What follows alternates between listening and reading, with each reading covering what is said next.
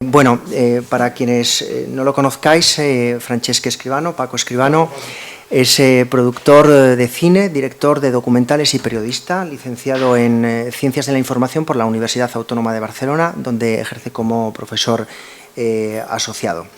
Ha trabajado en prensa y radio, pero desde hace más de 40 años está dedicado principalmente a la televisión. Empezó en Televisión Española y más tarde se incorporó a TV3, primero como integrante del equipo de reportajes 30 Minuts y posteriormente como creador y director de programas. Desde 2004 y hasta 2008 fue director de Televisió de Cataluña. En el ámbito editorial ha publicado distintos libros, entre los que destacan Descalzo sobre la Tierra Roja, Cuenta atrás, la historia de Salvador Puig Antich, Desenterrando el silencio, el maestro que prometió el mar y La tierra y las cenizas.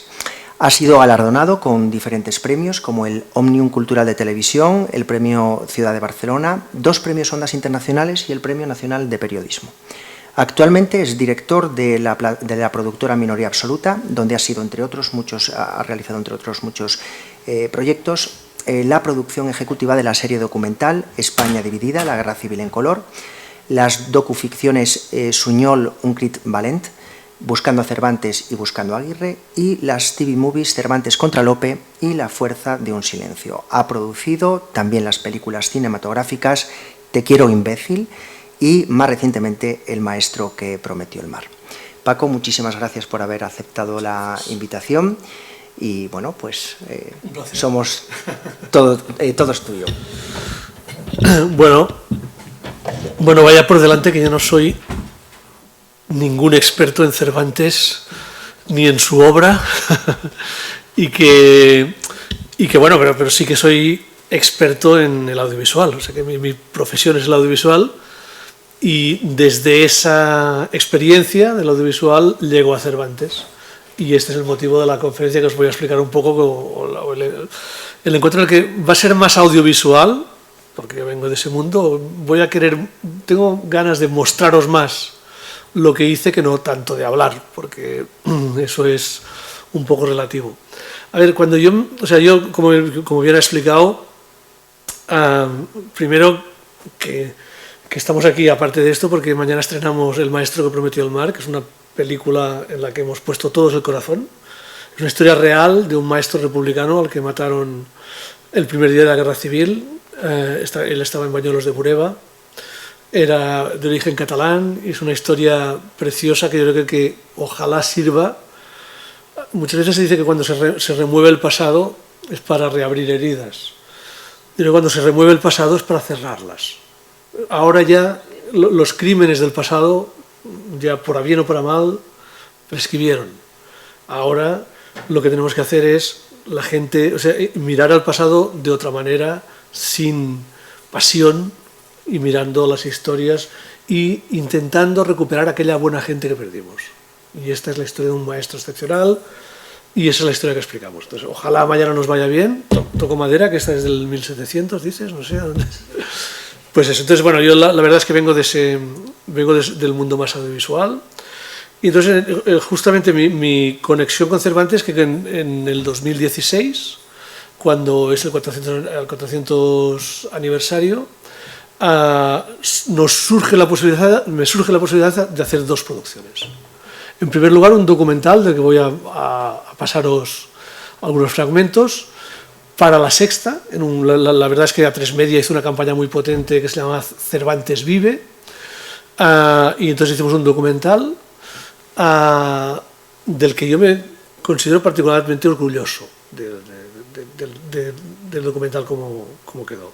Y luego para Televisión Española también, aprovechando el 400 aniversario, hicimos una película que se llama Cervantes contra Lope. Entonces esas son como mis 2 producciones. Para ir rápido, los 2 fueron relativamente un fracaso. No fueron demasiado bien. Bueno, más bien, fueron mal. En los términos de lo que se dice el audiovisual ahora, que se mide por la audiencia, ¿no?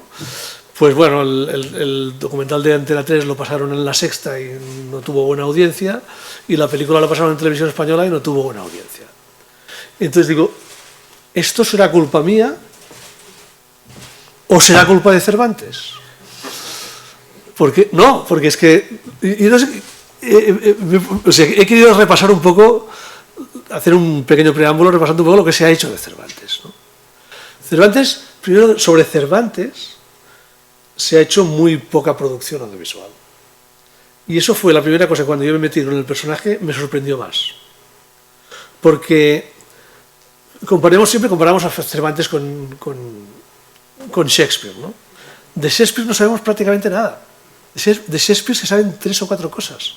Evidentemente su obra, la obra de Shakespeare tiene un valor, la obra de Cervantes tiene otro, pero como vida, como personaje de novela, de audiovisual, para explicar, para repetir, es mucho más potente la de Cervantes que no la de Shakespeare, porque de Shakespeare no sabemos nada. En cambio no se ha hecho nada, y lo que se ha hecho no ha tenido éxito, o ha tenido un éxito muy, muy, muy relativo. Empecemos con, y luego trasladándolo también a la obra, imaginemos todo lo que se ha hecho de la obra de Shakespeare en audiovisual. Estoy hablando de mi terreno, que es el audiovisual, que bueno, que es que yo diría que el audiovisual casi es como si lo hubiera inventado Shakespeare, ¿no? Hay un amigo mío que hizo un libro que se llama Tele Shakespeare, porque cogía todas las series estas que están ahora tan de moda, ¿no? Y buscaba todas las series y detrás buenas tardes. Detrás de cada serie encontraba un argumento de Shakespeare como argumentista universal de las series audiovisuales que ahora triunfan tanto, ¿no? O sea que Shakespeare, y en cambio el Quijote también es algo que no digo que todo haya sido un fracaso, pero es incomprensible, o tendríamos que preguntarnos cómo es que una vida tan espectacular como la de Cervantes no ha tenido una dimensión, no la estamos repitiendo audiovisualmente como si se repite Shakespeare, y la obra, que sí que lo ha tenido, pero tampoco ha habido aquello de que digas, ¡pum!, el pelotazo, ¿no? Que sí que lo ha dado Shakespeare. Bueno, os paso algunas referencias. Este es, yo creo que fue el primer producto audio cinematográfico fue uno en el 1903, que se llama Don Quijote de Lucía Monguet y Ferdinand Seca, que era de los hermanos Paté. Eso fue como la primera cosa que se hizo de Shakespeare, no tengo el cartel. Este como la segunda, que fue dirigido por Pabst, por J.W. Pabst. Don Quijote, en fin, todo esto que os voy a enseñar tuvo un éxito relativo. Luego vinieron en los años 40, en los años 40 este es uno de los grandes éxitos que hubieron populares de esa época, Juan de Orduña, Estrellita Castro, La Gitanilla, una de las obras aquí no el Quijote, pero una de las obras de Cervantes. Rafael Gil, Rafael Ribelles y Juan Calvo, también este fue una que en su momento, en el año 47, también tuvo bastante éxito. Este es un ejemplo del cine ruso, Don Quijote, por Gregory Kozinstev. Todo lo que vais viendo, ya veréis que yo creo que solo hay 2 o 3 cosas que realmente, como se dice, lo hayan realmente pegado fuerte, ¿no? Esto es muy curioso, esto que os decía, de que de Cervantes prácticamente no se ha hecho nada. Hubo un intento dirigido, esto es Hollywood, y esto es en el año 66, Horst Buchholz, que yo creo que os sonará, José Ferrer, Gina Lollobrigida, y esta era la vida de Cervantes. Fue un fracaso morrocotudo, no tuvo nada de éxito. Es una producción de Hollywood en inglés, evidentemente, pero no tuvo nada de éxito. Bueno, una de las cosas que yo creo que son remarcables, que es el Hombre de la Mancha, el musical, eso fue un musical, hay una canción, la del Sueño Imposible, no sé si sabéis la canción del Sueño Imposible, si no vais al Spotify, y realmente es una de las cosas memorables, y se hizo también una película con Peter O'Toole, Sofía Loren, basada en este musical. Pues, bueno, es una de las cosas que sí que ha tenido. Aquí, cuando decimos los grandes éxitos, quizá las cosas que mejor han funcionado han sido las dos cosas que hizo Televisión Española. Esta fue la segunda, esto es 91-92. Antes, aquí no tengo el afiche, antes, en el año 81, Televisión Española hizo una de las series más caras de la época, que fue Cervantes. Una serie que se llamaba Cervantes. El protagonista, igual lo recuerdan, era Julián Mateos. Él aparecía como un Cervantes viejo, que llegaba un chico joven, le preguntaba, entonces él iba recordando la vejez, iba hablando. Esta serie estuvo supervisada por Camilo José Cela, y esa serie tuvo un relativo éxito. Estamos hablando de una serie, igual se encuentra todavía en RTV Play, del año 81. 10 años más tarde, quizá llega una de las mejores adaptaciones que se han hecho del Quijote, sobre todo gracias a Fernando Rey, y a Manuel Gutiérrez Aragón, esta serie que fue una serie también muy cara, una serie con mucho potencial, y que realmente es una de las cosas que se recuerdan. También no tengo el afiche, pero también no sé si os recordáis de una serie de dibujos animados con la música de Botones, que era Quijote y Sancho. Eso también, en otra traslación, también podemos decir que es de las 2 o 3 cosas, no digo que se salven desde el punto de vista artístico. Desde el punto de vista artístico, o sea, es un criterio, diríamos que demasiado subjetivo para que yo me pronuncie. Yo quiero siempre decir las cosas que se salvan desde el punto de vista objetivo, de audiencia, que realmente llegaron al público, que los vio mucha gente, que tuvieron éxito. Pues la serie Quijote y Sancho tuvo éxito. Orson Welles, su famosa película del 92 también, Don Quijote, que fue una cosa rarísima, que también como muy de la parte rara de Orson Welles. No queda nada académico que lo diga así, pero es que, ¿qué queréis que os diga?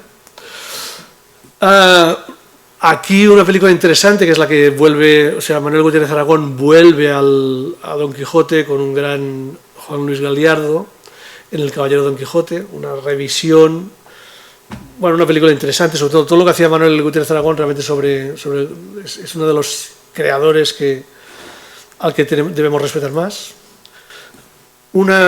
Esta no sé si la conocéis, esta es Honor de Caballería, esta es de Albert Serra, es uno de los directores más, yo diría, hola, buenas, uno de los directores más contraculturales que hay, director raro, director peculiar, director extraordinariamente apreciado en Francia, cosa que ya de entrada ya nos tendría que hacer pensar, ¿no? Para bien y para mal, porque bueno, las películas, o sea, esto córtalo luego, yo lo digo y lo cortas, son un peñazo. Cinematográficamente son muy buenas, pero es verdad que desde el punto de vista es una película absolutamente de culto, absolutamente independiente, y es Quijote y Pancho, son dos, él trabaja con actores de la Garrocha, que son payeses, no sé qué, se tiran 3 horas subiendo una montaña y no sabes qué hacen, no sé qué. Y es un homenaje a Don Quijote y a Sancho en esta película absolutamente sui generis. Es tan rara que vale la pena verla, ¿eh? O sea que yo también no os digo que no. Evidentemente fue al Festival de Cannes, maravilló a los franceses y bueno, ya está, si la queréis ver. Bueno, lo que decíamos de la animación, Don Quijote, un intento de hacer esto lo hizo Filmax del 2007. O sea, fijaos que nada de lo que digo es algo que digas, no es Shakespeare in Love, no tenemos nada de eso, no hay ningún gran producto. Otro intento muy curioso, Miguel y William, eso fue una película que se hizo en 2007, la hicieron en París. Igual os ha pasado desapercibida, porque pasó desapercibida, y se inventaban, fabulaban un encuentro entre Miguel Cervantes y William Shakespeare. Sabéis que los dos eran coetáneos, que hay algún personaje que se intercambiaron en sus obras, y hacían como que los dos coincidían, que se encontraban, hay una trama entre los dos, y decidían morirse el mismo día. Bueno, finalmente sabéis que no murieron el mismo día, pero bueno, que hacían el pacto de morir los dos el mismo día. Juan Luis Galiardo hace de Cervantes, Will Kemp de William Shakespeare. Fue un fracaso. Estamos hablando de fracaso en fracaso hasta el fracaso final, pues eso. La española inglesa, esto se hizo también coincidiendo más o menos un poco antes, preparando el aniversario, el centenario de Cervantes, el cuarto centenario. Se hizo esta adaptación de esta novela ejemplar de Cervantes. Buen casting, nada del otro jueves. La última, es decir, es que es curioso, ¿no? De Shakespeare se hacen cosas raras y cosas populares y cosas de todo tipo, y aquí de Cervantes como si todo lo que se hiciera, y del Quijote, este mes está más decantado para las cosas raras que no para las cosas así sui generis, que eso, bueno. Terry Gilliam, una película muy interesante, pero también una película difícil de asimilar. No sé, igual aquí alguien piensa diferente, pero no. Interesante siempre. Bueno, y este es un poco el planteamiento o sea, un poco para que veáis un poco el planteamiento en el que yo me encontraba, ¿no?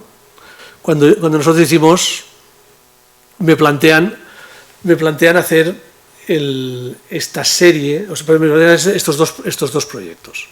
El primer proyecto que os quiero enseñar, y ya os digo, yo creo que es mucho más interesante que lo veamos, porque así vais viendo un poco también el planteamiento, y luego también porque al menos, dado el fracaso que obtuve en televisión, quisiera conseguir el éxito ante ustedes, ¿no? Porque creo que son buenísimos las dos cosas que hicimos y se merecen que el aplauso del público, aunque sea este de acá, ¿no?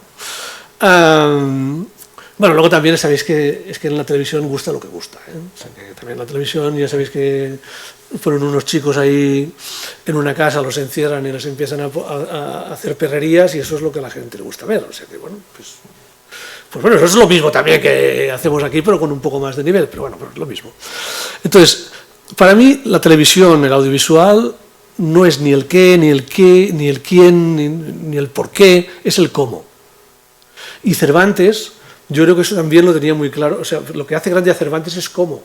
Lo que hace diferente a Cervantes de todo el mundo es cómo él escribe, cómo él narra, cómo él inventa. Y yo creo que en la televisión eso para mí fue la primera cosa que me sorprendió de él y la primera cosa que yo le admiro, ¿no? Y creo que en televisión es eso, en televisión es cómo. Entonces yo me planteé hacer dos formatos, dos maneras de explicar la historia de Cervantes, en las que el cómo, la manera como lo hacíamos, fuera no convencional, fuera una manera sorprendente, fuera una manera digna de la persona, del personaje al que nosotros estábamos tratando. Entonces hice el documental, por eso la conferencia se llama entre la realidad y la ficción. Hice que el documental tuviera momentos de ficción, lo cruzáramos con la ficción, y hice que la película tuviera la forma de un documental.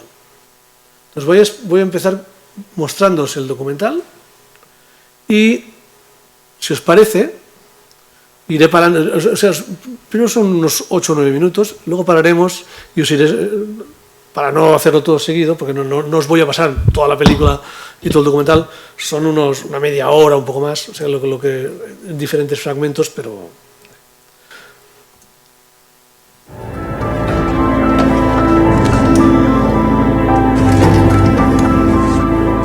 Soy Miguel de Cervantes.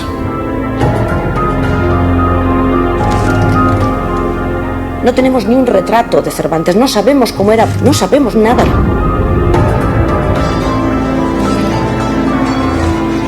De lo que más se enorgullecía es de su condición de soldado. Son las letras y las armas. He sido soldado, recaudador y 1000 cosas más de las que no quiero acordarme. Él siempre llegó un poco tarde a todo. Este hombre ha fracasado en todo. Dicen de mí que soy viejo, pobre y manco. Es un hombre innovador siempre. Cervantes se descubre a sí mismo a medida que escribe el Quijote. Tenía un sentido del humor increíble. Muere haciendo chistes. Soy Miguel de Cervantes. He sido soldado, recaudador y 1000 cosas más de las que no quiero acordarme. Escribo poesía, teatro y alguna novela. ¿Que cómo quiero ser recordado? Espero que no solo por haber escrito el Quijote. No creo.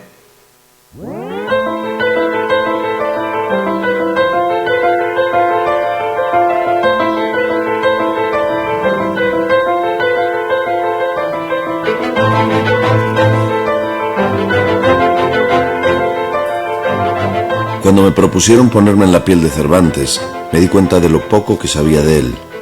Sabía que era el autor del Quijote, claro, pero poca cosa más.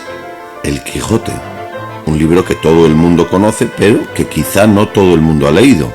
Yo, por ejemplo, no voy a decir si lo he leído o no, porque me da vergüenza. Así pues, tenía que interpretar a Cervantes, y solo tenía dudas y preguntas. ¿Quién era Cervantes? ¿Tuvo éxito? ¿Tuvo una vida tranquila? ¿Era manco? ¿Dónde nació? ¿Cuándo murió? Necesitaba respuestas. Para encontrarlas, decidí hablar con las gentes que más y mejor saben de él, o algunas de ellas. Empecé por su biógrafo. O sea, vas a hacer de Cervantes. Voy a hacer de Cervantes y sé poco. Pero eso es imposible. No solo es imposible, no se puede hacer. No se puede hacer. Pero es verdad que si un Cervantes puede pegar, eres tú. Eso sí, si un Cervantes puede pegar, eres tú. Creo que la clave total en mi cabeza de lo que es Cervantes es el rechazo total al embaramiento, a la solemnidad, a la trascendencia, pero siempre un hombre formal, eso sí. Le gusta, habla de la pulcritud en el vestir, el cuidado en términos de higiene, de incluso la cortesía en el trato, pero no la... Se me ha ido la palabra no es la ceremoniosidad, porque él utiliza otra. Comedimiento. Le cabrean, por ejemplo, los jóvenes que van a la moda, una moda que él dice que es ridícula, unos cuellos inmensos que se ponen, y que ¿qué petimetres, qué pisaverdes estos caballeritos? Están haciendo el ridículo. Cervantes ahí tiene también ese punto de que todo esto está cambiando para mal, pero sin perder el humor. ¿Dónde nació Cervantes? ¿Nació en Alcalá de Henares, seguro. Ha habido muchas discusiones, evidentemente. Nació en Alcalá de Henares. Lo que no sabemos con exactitud es cuándo nació, porque solo tenemos la partida de bautismo, pero debió ser probablemente el 27 de septiembre o 29 de septiembre, ya ni me acuerdo yo, que es cuando es San Miguel y por eso se llama Miguel. Nací en una familia de hidalgos. Mi abuelo fue don Juan de Cervantes, abogado influyente y de prestigio. Yo apenas lo conocí. Abandonó a la familia. Mi abuela se quedó en Alcalá de Henares con mi padre y mis tíos, y él se fue a vivir a Córdoba con su amante, sus esclavos, blancos y negros, y su buen oficio, inquisidor. Hay muchos testigos que cuentan que van de hidalgos y actúan como hidalgos con sus caballerías, con sus trajes, con su posición noble y con su actitud social de prepotencia. Pero no siempre fue así. Si mi abuelo consiguió dinero y prestigio, mi padre no tuvo nunca ni una cosa ni la otra. Del padre tenemos poca información, de verdad. Lo que sabemos es que hacía algo parecido a lo que ellos llamaban cirujano, pero que nosotros hemos de identificar como un practicante. No es un médico en el sentido real de la palabra, pero quizás se gana la vida por este lado. No demasiado bien, no hay demasiadas pistas de que se la ganase demasiado bien, entre otras cosas porque era sordo el padre. Pero era músico, tocaba la vihuela. Y cuando Cervantes tiene unos 5 años, les embargan los bienes de la casa y meten en la cárcel al padre por deudas y el juez no accede a soltarlo, y con él en la cárcel nace otra hermana de Miguel, que ahora ya ni me acuerdo del nombre. Magdalena, la quinta. Fuimos 6 hermanos. El modo en el que trata a las mujeres en su obra literaria es incomparablemente más respetuoso, más valeroso, más reivindicativo que ningún otro escritor del siglo de oro español y de cualquier otro momento. Entonces, eso es incuestionable. El retrato de la mujer, el respeto por las mujeres, la reivindicación de la autonomía de las mujeres, el modo en el que respeta que no me quiero casar contigo y déjame en paz. Y no soy yo el culpable de que tú sufras y te quieras suicidar. Eres tú el que no se ha enterado de que te he dicho no. Ese componente de que la mujer no es un objeto de cambio, ni tampoco es un objeto para comerciar con ella, que es como funcionaban las mujeres, para los esposos o para los padres. Las mujeres inteligentes estudian, leen, quieren ser libres, independientes, no esclavas de un marido. Yo tuve la suerte de crecer entre mujeres inteligentes, hasta que me vi forzado a huir de España. Pero no quiero hablar de eso. Tenemos un documento que dice un tal Miguel de Cervantes ha sido condenado a 10 años de destierro y a que le corten la mano derecha. ¿Por qué? Porque ha sido declarado culpable de pinchar en una pelea a un maestro de obras. De haberme quedado en España me hubieran cortado la mano, me hubieran paseado en burro, con la espalda desnuda, azotándome, gritando mi nombre. Huí porque tenía que huir. Ha salido huyendo, de verdad, de España por esa condena, antes de que lo pillen y le corten la mano derecha, claro, porque imagínate, si después en Argel vuelves y si la mano izquierda se queda sin ninguna de las dos manos, lo cual ya sería el remate total. No se sabe si es nuestro Miguel de Cervantes o es otro Miguel de Cervantes, pero casualmente eso ocurre en octubre, finales de octubre de 1569, y un mes después Cervantes está en Roma. Si eres un poco detective, los atas cabos y sí que tuvo que ser Miguel de Cervantes. Con lo cual encaja bastante porque claro, el castigo por duelo en España en aquella época, pues por ejemplo que le ponen a este Miguel de Cervantes, que debe ser el nuestro, era en vergüenza pública que se le cortara la mano derecha y ser expulsado de los reinos de España durante 10 años. Con lo cual, claro, se fue a Roma corriendo. ¿Los duelos eran habituales en esta época y por qué tipo de motivos se producían? Por la tontería más grande del mundo. Era una cuestión de honra y honor, ¿vale? De cualquier cosa te podía ofender y cualquier cosa te podía molestar. No quitarte el sombrero por la calle cuando pasas ante alguien de clase social más alta. O, por ejemplo, en Sevilla iban unos jóvenes con sus caballos, por la calle andando con sus caballos de las riendas. Y entonces un señor les dice, villanos, pero no villanos de villanos malvados, como entenderíamos ahora, sino pueblerinos. El hombre murió en un duelo. Una cosa es una ofensa y otra cosa muy distinta es una afrenta. Una ofensa que hasta puede ser involuntaria se tolera y se perdona. Pero ante una afrenta, el afrentado no tiene más remedio que batirse en duelo, defenderse, matar o morir, lo que sea preciso. Los duelos no eran una moda española, la trajeron los soldados de los tercios de Italia, que era donde realmente el duelo era más común. Pero vamos, luego nos hicimos campeones de los duelos nosotros para variar. Y entonces ya cualquier excusa nos venía bien. La verdad es que también tiene su razón de ser. ¿Por qué? Porque la justicia funcionaba muy mal. Y entonces los hidalgos, que eran la clase baja de la aristocracia, digamos, Cervantes era hidalgo, la manera que tenía de solventar sus problemas, que podías meterte en un pleito, pero podías estar años esperando la solución, tenías que pagar las costas del pleito, creo que tampoco hemos cambiado, en fin, que no hemos cambiado mucho, ¿no? Entonces, ¿qué hacían los hidalgos? Pues decían, por la vía rápida, un duelo lo resolvemos nosotros y te mazanjao, no hace falta ir a la justicia. O sea, el duelo se convirtió en una costumbre y eras más machote, cuanto más duelos te hacías y más sobrevivías, te convertías en una especie de atleta olímpico. Te recuerdo, Cervantes tiene el duelo en 1569, huye a Italia, en Italia entra en los tercios, en 1570 y en 1571 está en Lepanto.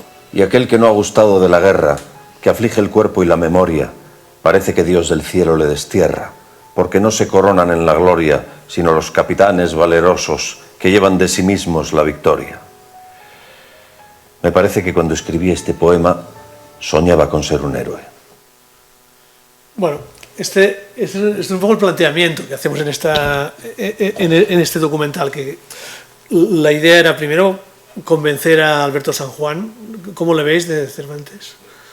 Es fantástico, la verdad es que tiene, yo sobre todo con Jordi Gracia, que es el biógrafo de Cervantes, lo hablamos mucho y que él nos asesoró, o sea, realmente tuvimos un asesoramiento de lujo en este documental.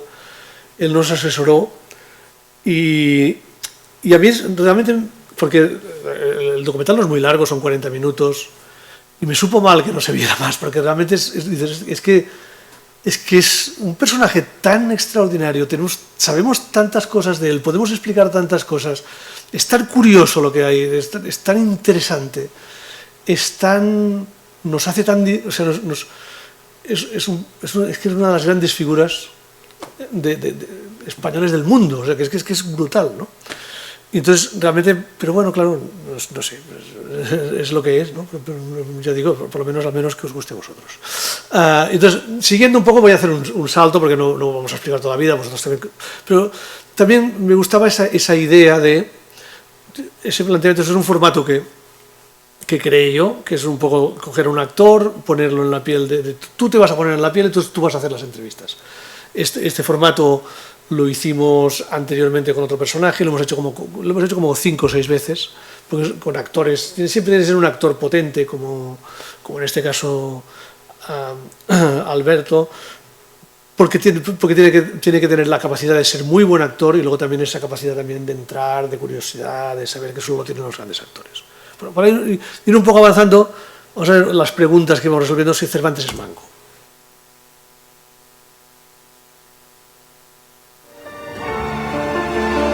Una de las pocas cosas que sí sabía de Cervantes antes de tener que interpretarlo es que era manco.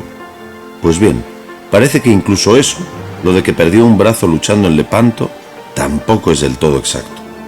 Resulta que el famoso manco de Lepanto no era tan manco como yo me creía.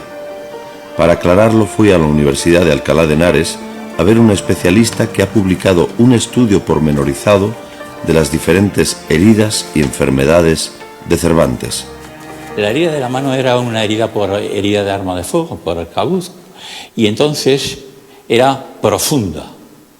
Es decir, que interesó todos los planos anatómicos, desde la piel hasta los huesos.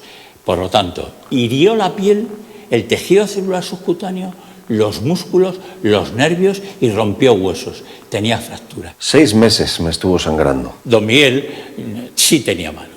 Lo que pasa es que la mano que tenía don Miguel exactamente era así, con la muñeca flexionada, si quieres te lo hago aquí, mira, era así, con la muñeca flexionada, y después los dedos en garra, exactamente. Esto es lo que llamamos mano en garra cubital.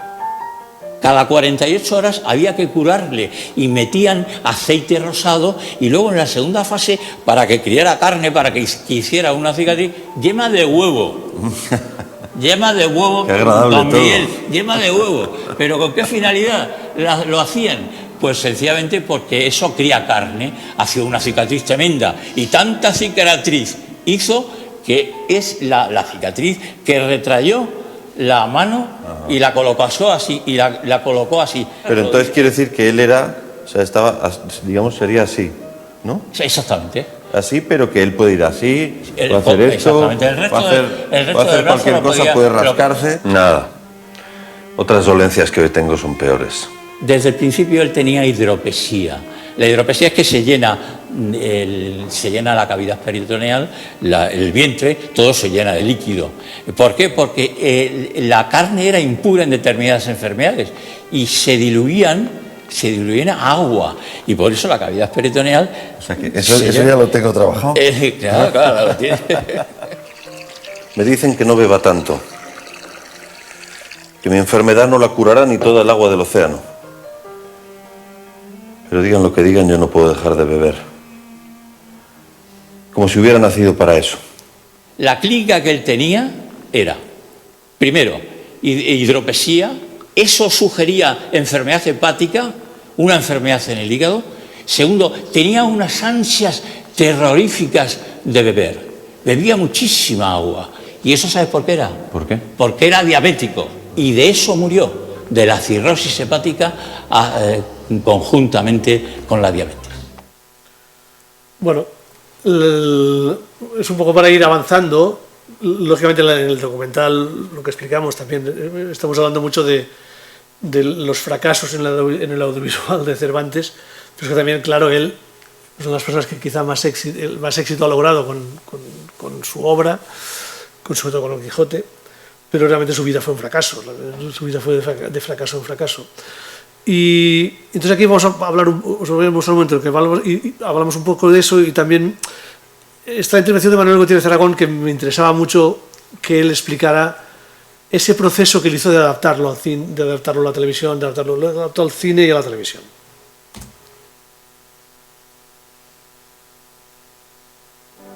Quizá hoy pueda parecer imposible, pero en el arranque del siglo XVII, el siglo de oro de nuestras letras, Cervantes, como literato, era prácticamente un fracasado, alguien de quien nadie esperaba ya nada, entre otras razones, porque tenía más de 50 años.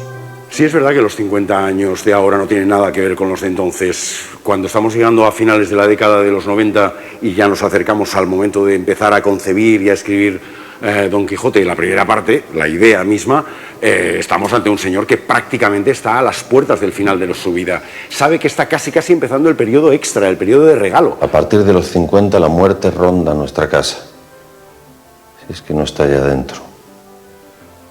A esa edad uno se convierte en aprendiz de difunto. Y no sabe que le va a quedar mucho tiempo por delante. Se le van a quedar 20 años más. Le van a quedar 20, de los cuales no tiene ni idea, pero sobre todo de lo que sí tiene idea es de que han ido quedándose solo y que su tiempo ha desaparecido. Simbólicamente desaparece con Felipe II. Pero además sus amigos, sus héroes, los militares de referencia, las razones por las que luchó, han empezado a disolverse en una especie de cambio de época que tiene que ver con el cambio de siglo, pero tiene que ver también con una especie de reconciliación de Cervantes consigo mismo. El joven piensa que ir a la guerra y luchar por la patria, por Dios, es lo más noble, lo más elevado. Piensa que si va a la guerra y sobrevive, el rey le recompensará. Rey, patria, Dios. El viejo aprende que son palabras vacías. Su mundo se está acabando y empieza ese otro Cervantes que va a hablar a través ya directamente del Quijote. Directamente quiere decir a través de la ficción, y que es ese que tenemos la sensación de estar detectando con la naturalidad, con la bonomía, con la especie de distancia escéptica y al mismo tiempo vitalista con la que habla Cervantes en el Quijote. El Quijote. Esa historia que se me ocurrió yendo de aquí para allá, recaudando aceite, trigo, tratando de cobrar deudas y malviviendo en la cárcel de Sevilla. ¿Quién lo iba a decir?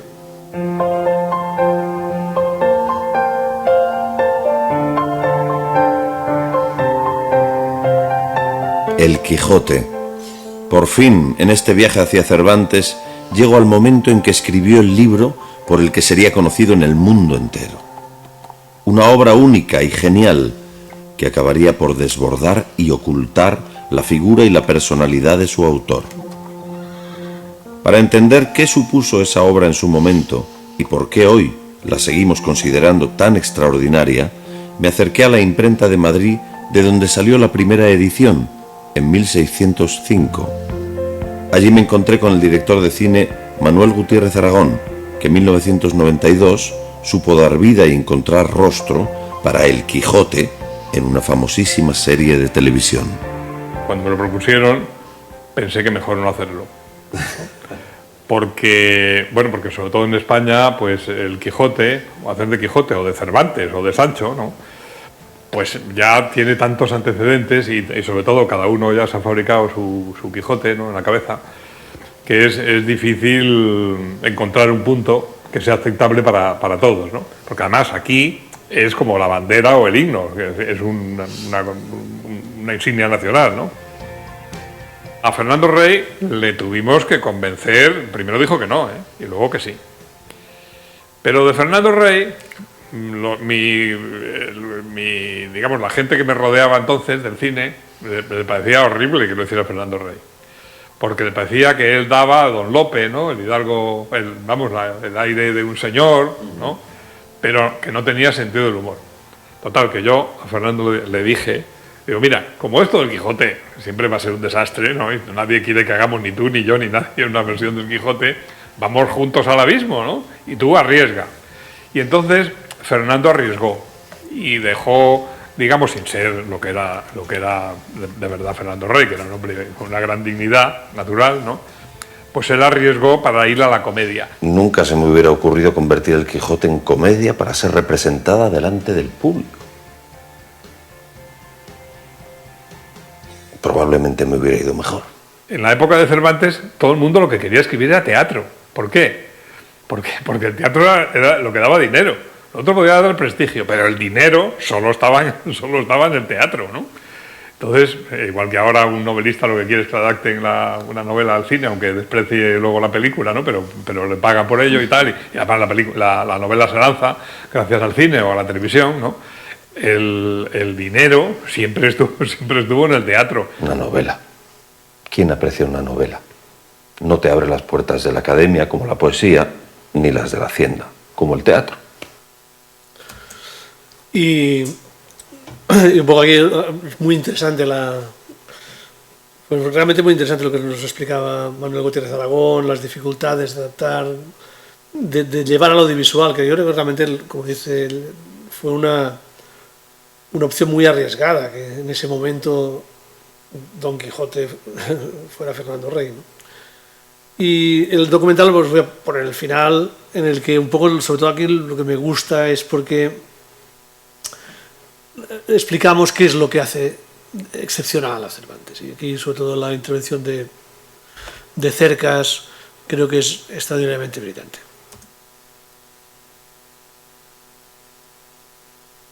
No hay historia humana que no tenga sus altibajos. Todo tiene su cara y su revés. O como diría Sancho, detrás de la cruz está el diablo. Entonces, ¿cómo carajo se le ocurre a este hombre, a este soldado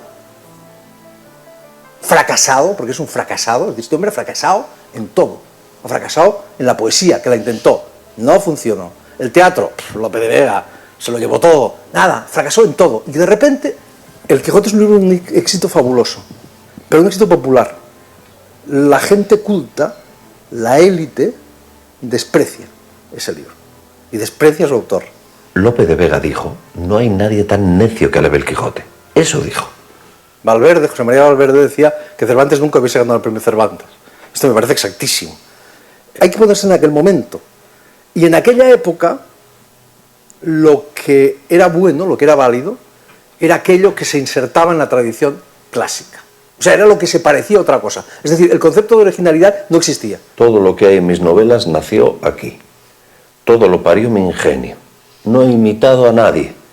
No he robado nada. Entonces, el Quijote no se parece absolutamente a nada en la época.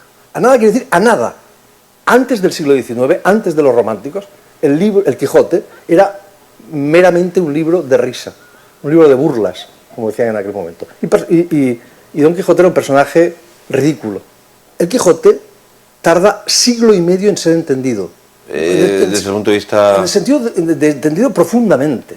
¿Qué es lo que significaba ese libro? ¿Qué es lo que había? ¿Qué revolución había en ese libro? Porque es una inmensa revolución. Eso en España nadie lo entiende. Nadie. ¿Sabes quién lo entiende? Los ingleses.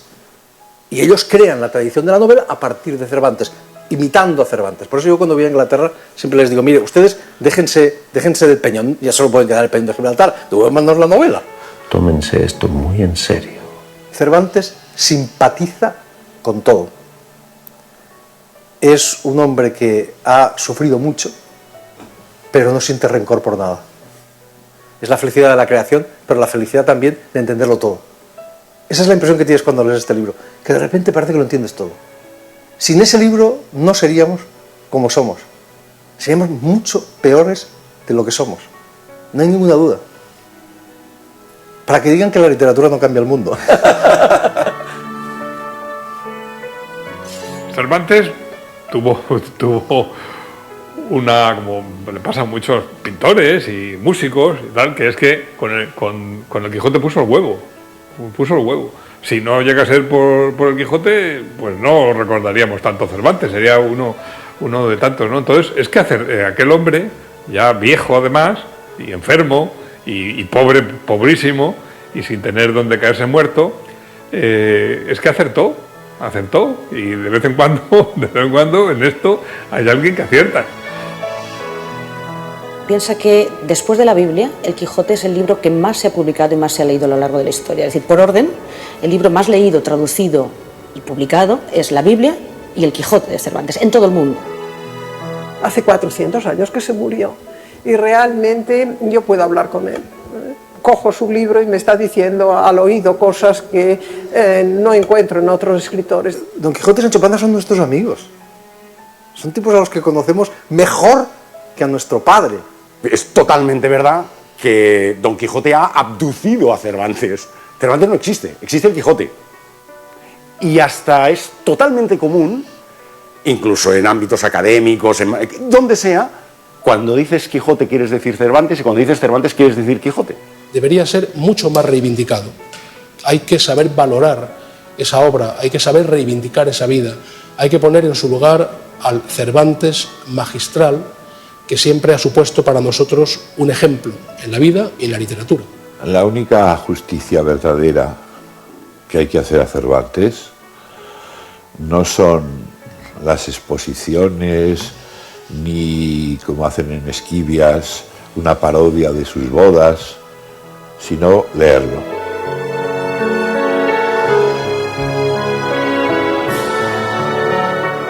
Soy Miguel de Cervantes. He sido soldado, recaudador y 1000 cosas más de las que no quiero acordarme. Escribo poesía, teatro y alguna novela. Dicen que nací el 29 de septiembre de 1547 en Alcalá de Henares. Y dicen que morí el 22 de abril de 1616 en Madrid. Pero estoy vivo.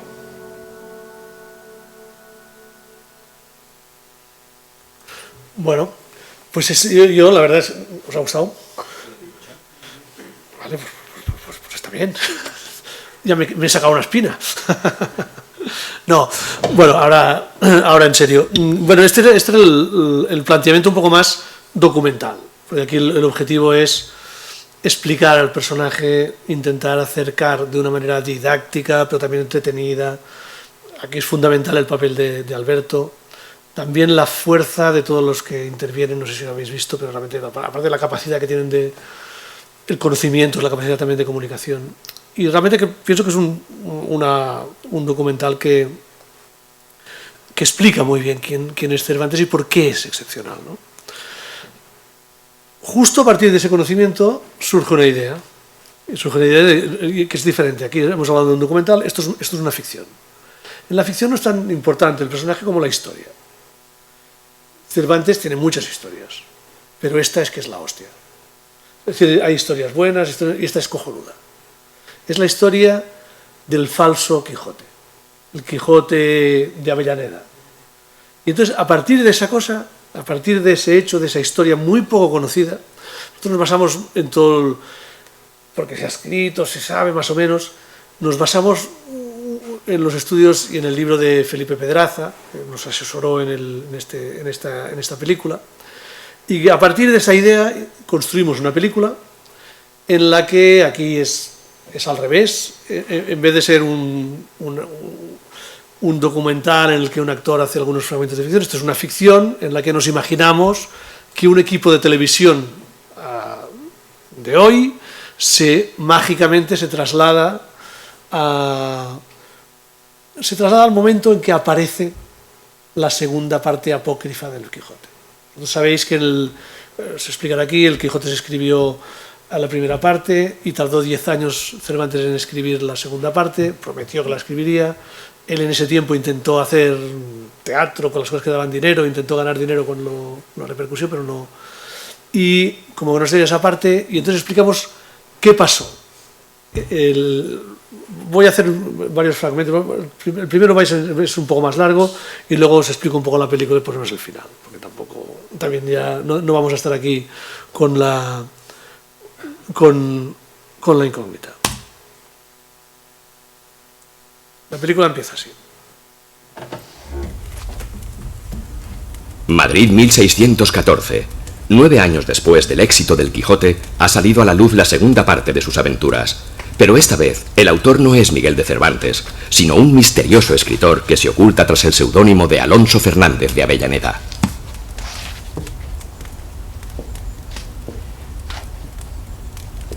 Ya lo habéis leído. ¿Sí? ¿Qué opináis?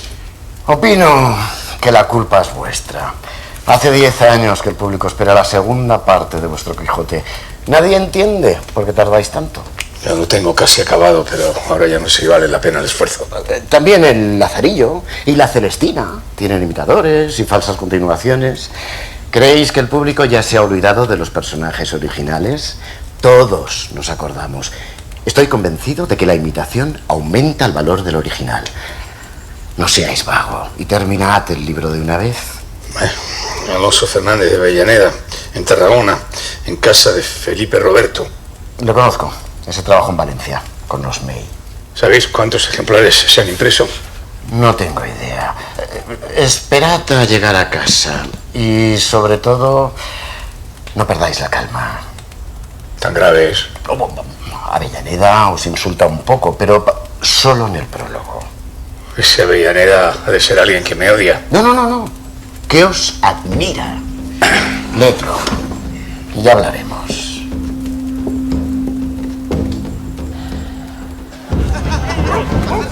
Esta historia se prosigue con la autoridad que Cervantes la comenzó y con la copia de fieles relaciones que a su mano llegaron. Y digo mano, pues confiesa que tiene solo una. Miguel de Cervantes es ya de viejo, como el castillo de San Cervantes. Y por los años tan mal contentadizo que todo y todos le enfadan y por ello está tan solo y falto de amigos.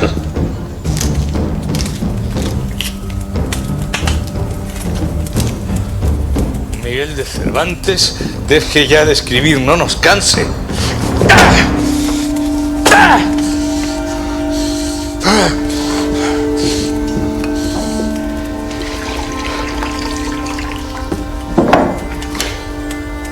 ¿Qué ha pasado?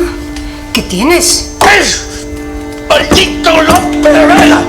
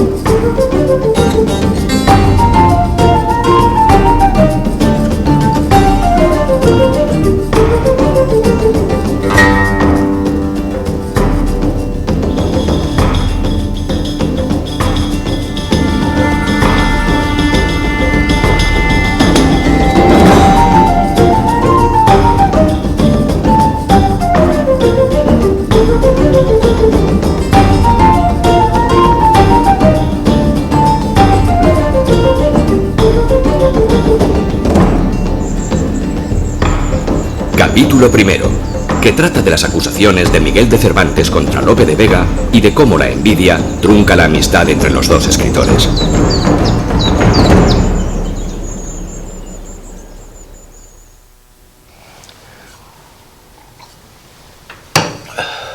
¿Y bien, qué queréis saber? ¿Ha leído ya El Quijote de Avellaneda? Así es, sí. ¿Tiene idea de quién es el autor? Lope de Vega, naturalmente. ¿Y por qué está tan seguro? Veo que aún no le conocéis. Lope ha envidiado mi Quijote desde el primer día. Es que está dolido, porque he sido yo el creador y no el de un personaje tan extraordinario.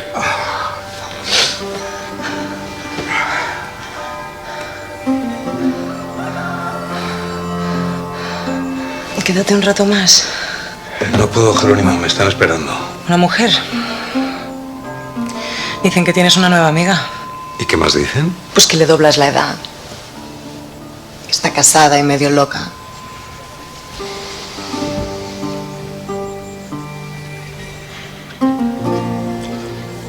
No creas todo lo que se cuenta en los mentideros.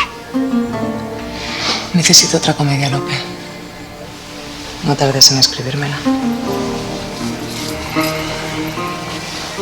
Muy pronto la tendrás. Te lo prometo. Admiro el ingenio de Lope. Admiro sus obras, su ocupación constante y virtuosa. Pero le considero un hombre orgulloso y arrogante. ¿Qué he de decir de Cervantes? Sus ínfulas de nobleza le han llevado a cometer auténticos disparates. Cervantes es una persona solitaria y arisca. No quisiera en nada parecerme a él. Vive ahora en un desván, teniéndose por muy sabio. No soporta que nadie le haga sombra. Lleva años buscando el éxito y ahora que al fin lo ha conseguido es incapaz de disfrutarlo. No creo que nadie le haya visto nunca sonreír. Los aplausos le embriagan y está convencido de que solo él merece conocer el éxito y el prestigio. Su mayor afición, insultarme. Y ya lo último es que me acuse de ser Avellaneda. ¿Por qué iba yo a perder el tiempo escribiendo otro Quijote? Con uno teníamos ya suficiente. Muchos dicen que mi Don Quijote está inspirado en la vida de Lope de Vega. Quizá él también lo cree y ha decidido vengarse. No me veo reflejado en el Quijote. Aunque a nadie se le escapa que Cervantes aprovechó su obra para atacarme. ¿Cómo? Deberíais ya saberlo.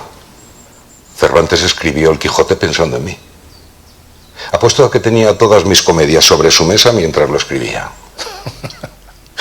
La novela de Cervantes está llena de impertinencias en contra de mi obra y de mi persona. De todos modos, si yo hubiera querido vengarme, ¿para qué iba a esperar 10 años? Con 10 días hubiera tenido suficiente. ¿Qué digo 10? Con 3 días me hubiera bastado. No necesito vengarme. Sus críticas ni me afectaron entonces ni me afectan ahora. No sé a qué crítica se refiere. Que diga en qué página de mi obra aparece su nombre. Jamás le he atacado. Al contrario, si alguna vez le cité fue para alabarle. Entonces eran amigos. Sí, lo fuimos. Pero no hay amistad que se oponga al rigor de la envidia. Yo he escrito 900 comedias, 12 libros de diversos temas, en prosa y verso. Y tantos papeles sueltos que nunca llegará lo impreso a lo que está por imprimir. ¿Qué comedias ha escrito Cervantes? ¿La Numancia? ¿Cuántas más? Nadie se acuerda ya de ellas. Todos sus intentos por triunfar en los teatros han sido en vano. Ahí tenéis el motivo de sus ataques. La envidia. Y ya se sabe, la envidia tiene lengua y ojos largos. Poseéis una mirada perturbadora. ¿Cómo? Os lo habrán dicho más de una vez. No cambie de tema, por favor. Le preguntaba por los tiempos en que fueron amigos. ¿Qué relación tenían entonces? Buena, muy buena. Bueno, aquí jugamos con la idea esta de quién es Avellaneda, que es uno de los misterios. Nosotros apostamos como Pedraza por las opciones que al final resolvemos. Y bueno, básicamente lo que narra esta película, evidentemente no sé qué os parecen tanto Emilio como Coronado. Coronado es uno de los mejores Lopes porque le representa muy bien. Muestra esa época en la que todos se criticaban, se llevaban fatal. Es verdad que en el Quijote hay muchísimas referencias contra Lope. Lope también utilizaba las obras para meterse con Cervantes. Todos se metían contra todos. Y eso, vamos a un pequeño fragmento de la película en donde veréis un poco algunos de esos personajes. Góngora y Quevedo estaban a matar. Bueno, ahí lo veis un poco. Lope era el maestro y lo sigue siendo.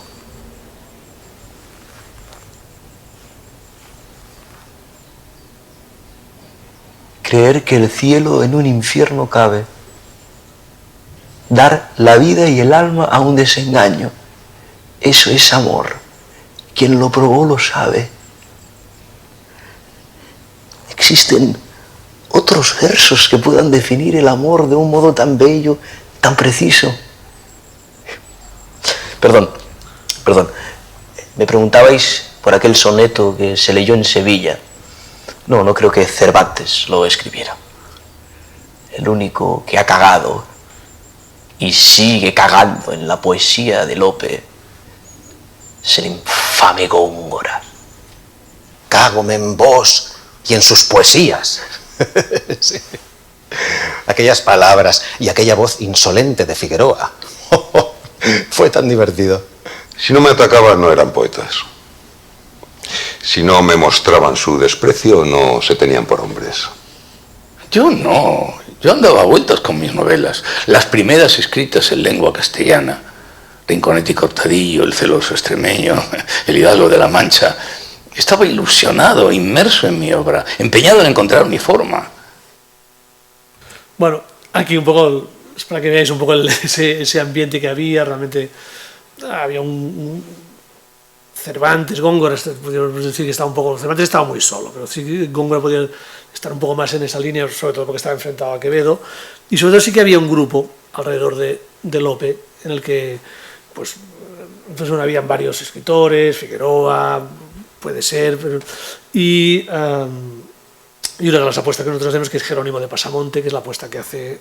que todos son personajes de los que Cervantes se ríe en el Quijote, y sobre todo Jerónimo de Pasamontes sale con el nombre y todo, no exactamente Jerónimo, hay un Ginés de Pasamonte en el Quijote, pero es claramente una referencia, además porque ellos coincidieron en Lepanto y Cervantes fue muy valeroso y fue al combate con fiebre, y Pasamonte se quedó en el barco sin luchar, ¿no? Entonces eso lo explica, entonces ahí yo creo que eso le hirió muchísimo. Y sobre todo en el tema de Lope, lo que apostamos más en el conflicto de Lope y Cervantes, es que aquí nosotros apostamos más por el tema de que los dos se admiraban, pero los dos tenían mucha rivalidad. Y había una parte de envidia, de celos, por las dos partes, ¿no? Y aquí sí, en diferentes momentos aquí no sale, pero en la película hacemos que realmente Lope admira, es imposible que no viera el ingenio, lo que supone el Quijote, ¿no? Más allá de la lectura que se hizo en ese momento, ¿no? Pero realmente el éxito que tiene el Quijote, que es un éxito, como decimos, no que le diera dinero, no sé qué, porque había una cantidad de reediciones de las que no sacaba partido él y tal, sino que, porque como decíamos, el dinero estaba en el teatro, el éxito popular, la manera como llega a la calle, hace que realmente la venganza sea necesaria. Entonces aquí nos imaginamos una situación en la que, ¿dónde se planifica la venganza? Que surge de ese éxito, ya vemos a una secuencia en la que... ¡Oh, princesa Dulcinea, señora de este cautivo corazón! Mucho agravio me habéis fecho en despedirme y reprocharme con el riguroso afincamiento de mandarme no aparecer ante la vuestra hermosura. Plegaos, señora, de membraros de este vuestro sujeto corazón, que tantas cuitas por vuestro amor padece. ¡Uy, señora de mi alma! Dulcinea, flor de la hermosura, socorred a este vuestro caballero, que por satisfacer la vuestra mucha bondad, en este riguroso trance se halla. Sancho, amigo mío, decid a Dulcinea de mis hazañas y mis proezas. Decidle las aventuras que por su amor he corrido. Explicadle cómo luché contra los gigantes, cómo liberé a aquellos presos. No hace falta saber más. Señor Don Quijote, llevadme con vos. Llevadme donde queráis. Pero mi amiga también ha de venir. Aquel éxito me dejó expuesto a todo. Por eso acepté la propuesta de Lope. El caballero escuálido y el escudero rechoncho han echado el vuelo. Dicen que el Quijote ha llegado a Portugal, a Francia, a Italia y a Inglaterra. Y hasta en 2 ocasiones han llevado Quijotes a las Indias. Para mí que pronto va a haber más de 12.000 libros de la historia de Don Quijote. No veo a dónde queréis llegar. Mi idea es escribir la continuación del Quijote antes de que Cervantes lo haga, para robarle así el éxito y las ganancias de una segunda parte. ¿Y vos también escribiréis? No, no puedo. Cualquiera reconocería mi estilo. Entonces, no participaréis de ningún modo en esto. Tal vez escriba el prólogo. Cervantes os ha ofendido tanto o más que a nosotros. Y sin disimulos, utilizando vuestro propio nombre. ¿Qué decís? Jaque. ¿Cómo que jaque? Al rey. ¿Y mi alfil? Os lo he comido, Liñán. Estad más atento, por favor. Perdón, ¿eh? Bueno, aquí urdimos un poco que es Liñán, Lope, que un poco lo que se cree que es que el prólogo sí lo escribió Lope, y que al parecer pues que sería la venganza de Jerónimo de Pasamonte. Os pongo el final un poco para poner que al final un poco descubrimos esto de que el equipo de televisión de ahora les está entrevistando y tiene ese punto un poco así curioso. y es un poco el final de los dos personajes y esa asunción de que realmente Cervantes murió creyendo que Lope fue el responsable y el culpable, pero también al mismo tiempo, gracias, no sé qué hubiera pasado si no hubiera habido este Cervantes de Avellaneda, este Quijote de Avellaneda, no sabemos si realmente Cervantes hubiera escrito la segunda parte del Quijote, que es, a todas luces, sí, la primera parte es lo más, la segunda parte es la obra maestra. Lo que hace que el Quijote sea una obra maestra sobre todo es la segunda parte, que quizá necesitó de esa pequeña maldad colectiva para que surgiera.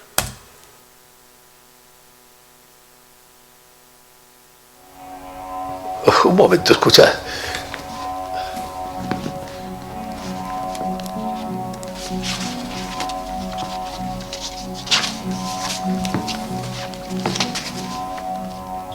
Escuchad. Ay, señor caballero, si supieseis quién soy.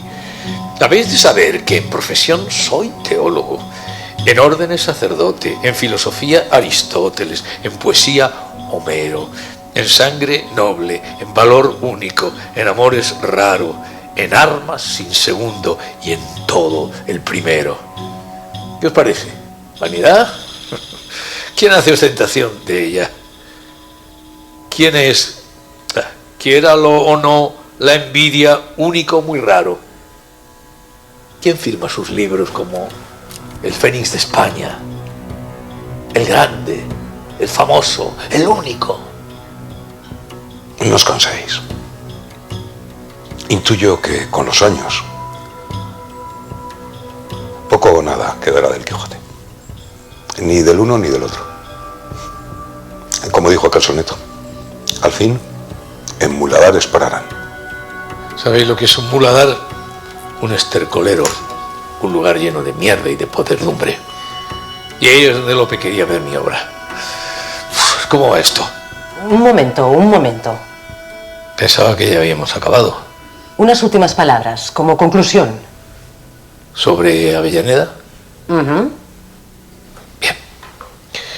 A ese escritor fingido que ha osado escribir con pluma de avestruz grosera las hazañas de mi valeroso caballero, su San Martín le llegará, como a todos los puercos. Ya está todo.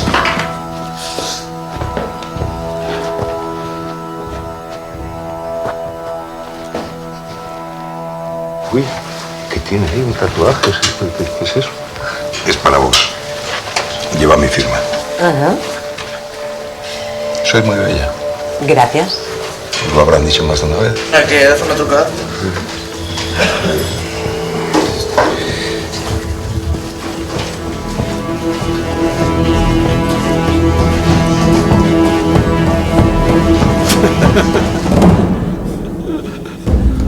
Francisco de Quevedo destacó como poeta, autor de obras satíricas y político. Su rivalidad con Góngora fue mucho más agresiva que la de Cervantes y Lope. Quevedo llegó a comprar la casa en la que Góngora vivía alquilado para poder desahuciarlo. Luis de Góngora se ordenó sacerdote por lograr un puesto en la corte y fue capellán real. Fue un poeta admirado y reconocido, aunque la mayor parte de su obra se publicó después de su muerte. Felipe III fue el rey que expulsó a los moriscos en 1609. Su reinado marca el inicio de la decadencia del Imperio Hispánico. Murió en 1621 a los 43 años. Cristóbal Suárez de Figueroa fue uno de los traductores más importantes de su tiempo. Se le atribuye la autoría de un texto contra Lope de Vega en 1617. Fray Luis de Aliaga participó activamente en las intrigas políticas de su tiempo. Llegó a ser cardenal e inquisidor general con Felipe III. Al morir este, fue destituido y desterrado de la corte. No sabemos cuándo y dónde murió Jerónimo de Pasamonte. Sus memorias, ridiculizadas en el Quijote, se publicaron por primera vez en 1922. Lope de Vega siguió triunfando con sus comedias toda la vida. Tras su muerte, se le rindieron multitud de homenajes. Se casó 2 veces, tuvo 17 hijos dentro y fuera del matrimonio. Sus obras siguen representándose con éxito en la actualidad. La calle donde vivió Lope de Vega se llama hoy Calle de Cervantes. El Quijote de Avellaneda fue el impulso que necesitaba Cervantes para terminar la segunda parte de su gran obra. Finalmente, la publicó en 1615. Murió un año después, pobre y sin homenajes. Su obra no empezó a valorarse en España hasta el siglo XIX.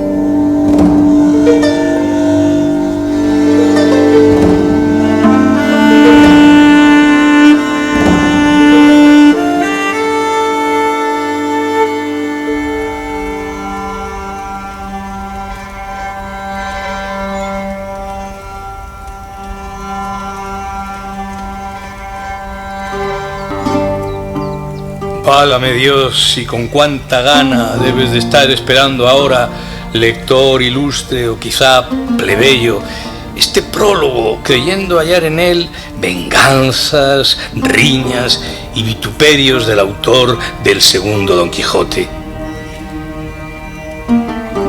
Quisieras tú que lo diera del asno, del mentecato y del atrevido, pero no me pasa por el pensamiento.